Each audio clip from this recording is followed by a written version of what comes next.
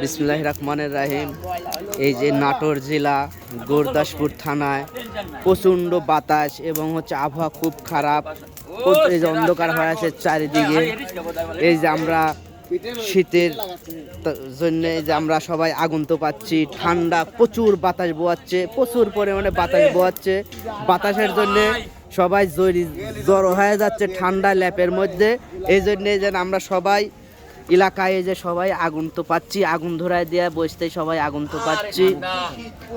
এই যে সবাই, এই যে আমাদের লিটন ভাই আগুন খোঁচাচ্ছে, আমাদের যে রোহিত, এই যে সুজন, এই যে সবাই আগুন তো পাচ্ছি আমরা।